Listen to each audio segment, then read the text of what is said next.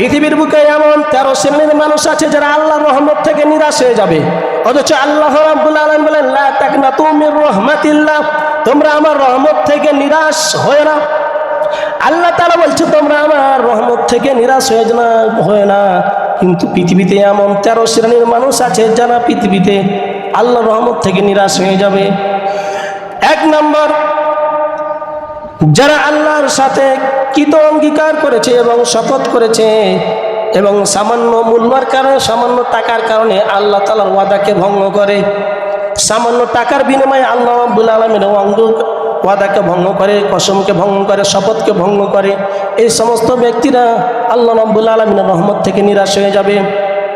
আল্লাহ রাব্বুল আলামিন বলেন ইন্নাল্লাযীনা ইয়াশতারুনা বিআহদিল্লাহি ওয়া আইমানিহিম সামানান ক্বালীলা উলাইকা লা খালাকা লাহুম ফিল আখিরাতি ওয়া লা ইউকাল্লিমুহুমুল্লাহ ওয়া লা ইয়ানযুরু ইলাইহিম ইয়াওমাল কিয়ামাতি ওয়া লা ইউযাক্কিহিম ওয়া লাহুম আযাবুন আলীম।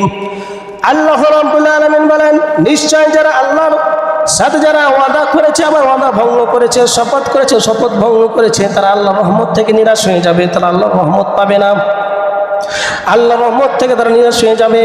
উলাইকা লা খালাকা লাহুম, তাদের কিয়ামতের ময়দানে তাদের কোনো অংশ থাকবে না।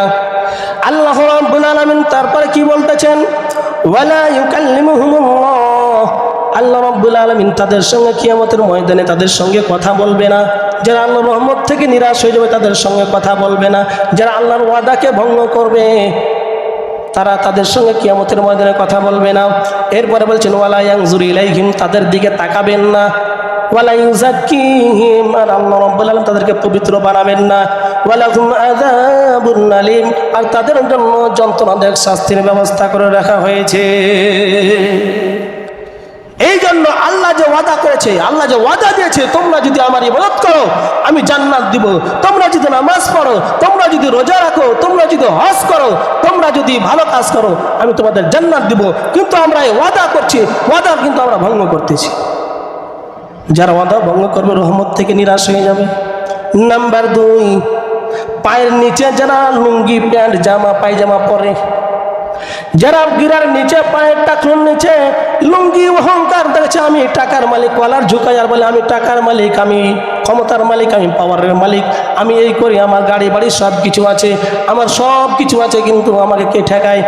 দেখবেন যে পায়ের নিচে টাকনুর নিচে প্যান্ট পরে আছে, লুঙ্গি পরে আছে, রাস্তা দিয়ে হাঁটলে রাস্তার ধুলা একটা থাকে না, সব সাফ করে নিয়ে যায়। জোরে বলেন ঠিক কিনা? আমার বন্ধুগণ, আমার ভাইরা, এই সমস্ত লোকেরা আল্লাহর রহমত থেকে নিরাশ হয়ে যাবে।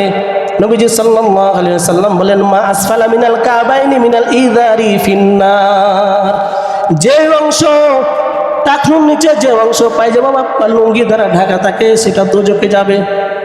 কোথায় যাবে? দোজখে যাবে। এই জন্য আমরা লুঙ্গি পরবো, প্যান্ট পরবো টাকনুর উপরে না নিচে? উপরে না নিচে? উপরে।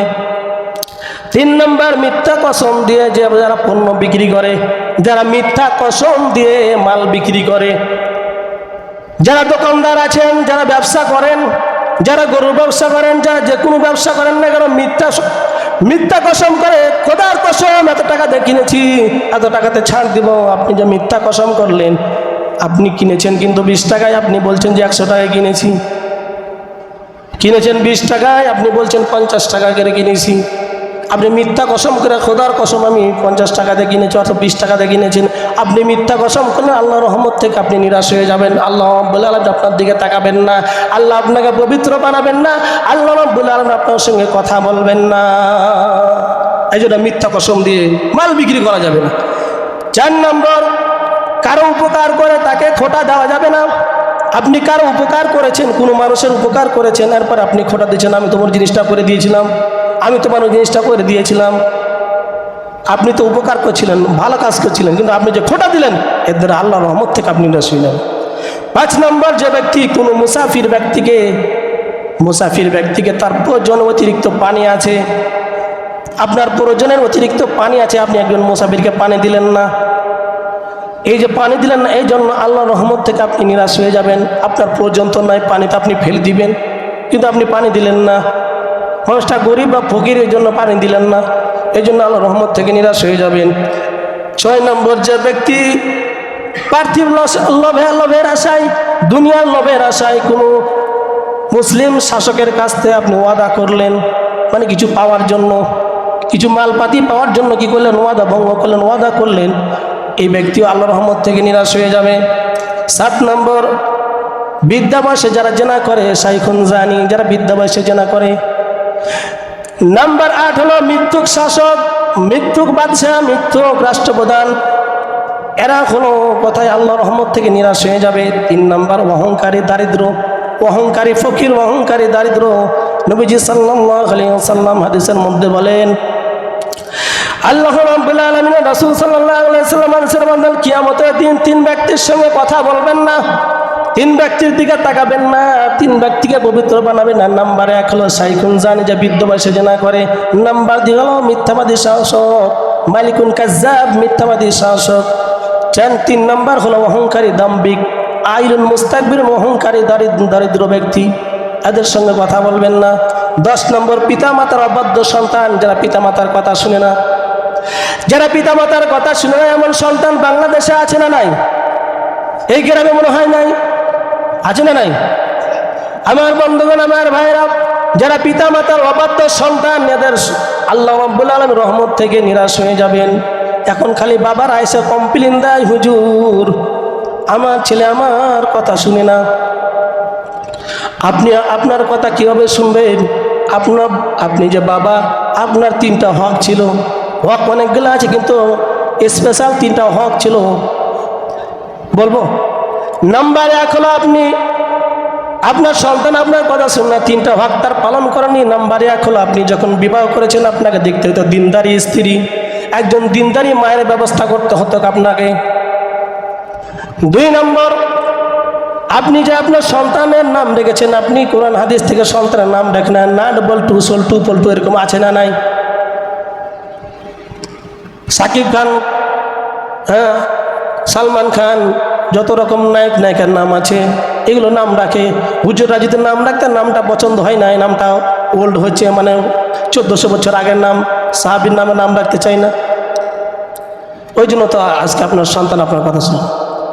3 নম্বর যেটা দায়িত্ব হলো বাপ মার, সে দায়িত্ব হলো যে তাকে নৈতিক শিক্ষা, দ্বীনি শিক্ষা দিতে হবে, কিন্তু আপনি দেননি।